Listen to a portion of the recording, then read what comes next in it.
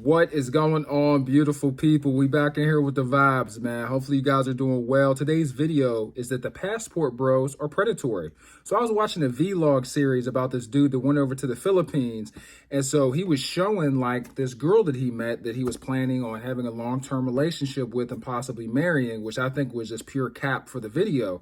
And so he has her inside this kitchen and you could tell like the house was kind of run down. It was like this shack.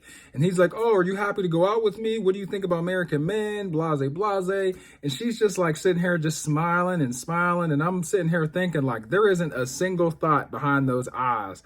Besides, my family is about to get food and shelter and their utilities paid for the next 3 to 6 months at least, you know. And so she went along with it and was completely cooperative because she was about to get a bag.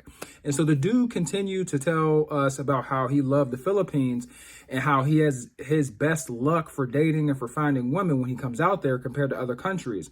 I thought that was kind of weird because the guy that was doing the video and the vlog was pretty awkward. He was out of shape and, you know, he just seemed just kind of strange, just really strange dude. And there are a lot of these guys and they call themselves passport bros, and pretty much they go out of the country to find women because they can't cut it here in America. And so this girl in this video had to have been no older than 17, 18 years old. And I'm like, bro, like you were definitely taking advantage of this girl. Like, no lie. Like, yeah, she's about to get some money that she's never touched before. But like, what is she going to have to do to get it? You know what I'm saying? And is it fair? Is this a level playing field? And the answer is no, absolutely not. This is not a level playing field.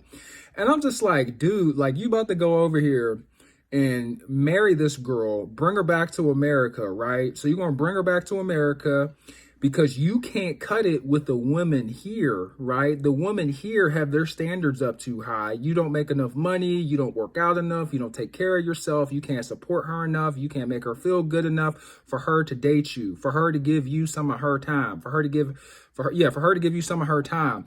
And so like you go overseas, you're going to bring her back over and you're going to be in the same boat, right? Because eventually when you bring her over to America, she is eventually going to get institutionalized by American culture, right? And so you're standing here, you know, your only competition to get her is other Filipino men who are making a Filipino salary. No disrespect, right? The ratio is 1 to 55. It is what it is, right?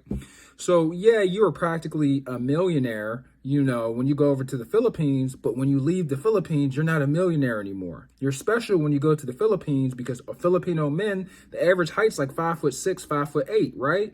Once you come back to America, average height's like 5'10", 5'11". There's dudes that are 6'5" plus. The body type variations change a lot. You got muscular guys, tall guys, stocky guys. You have way more to choose from when you come over to America because America is a melting pot.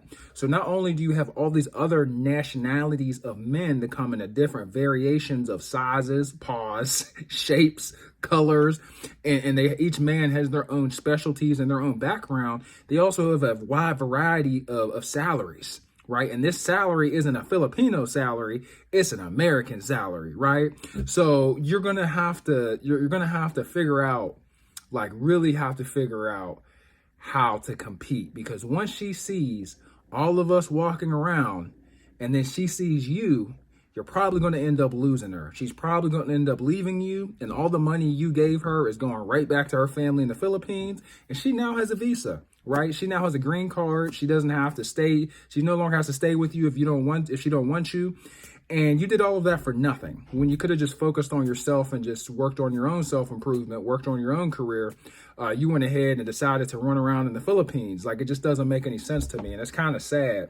I don't see also how that would increase your self-esteem or your own self-worth, because when you go to bed at night with her, you know that you had to go to another country to go get her, right? Because you could have got a Filipino woman in America. They're here. They're definitely here. You know what I'm saying? So it's just kind of weird, man. Like, why do these dudes do this? And I just don't respect it. I don't think it's cool. But that's just me, man. That's just me. Let me know what you guys think in the comment section below. What do you guys think about the passport bros going internationally for love? You know, is it because they can't cut it here, or the woman over there that much better? Me personally, everything I got is in America, right?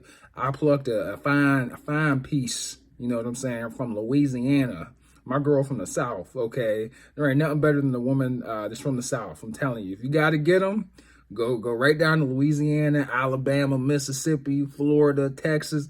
I'm telling you, they special. They something different. But no, for real, man. Like, I think America has everything that any man could ever want. Any American man, anything that I could ever want, at least. Any real man would not go over to a third world country. If you have to go internationally, just don't go out sad. You know, homie went to the Philippines and went out sad. Like, you shouldn't have to go to a country where 55 of their dollars is $1 American to find love. It's a bad look. All right, I'm gonna holler at y'all later. I got some stuff to do. Thanks so much for watching.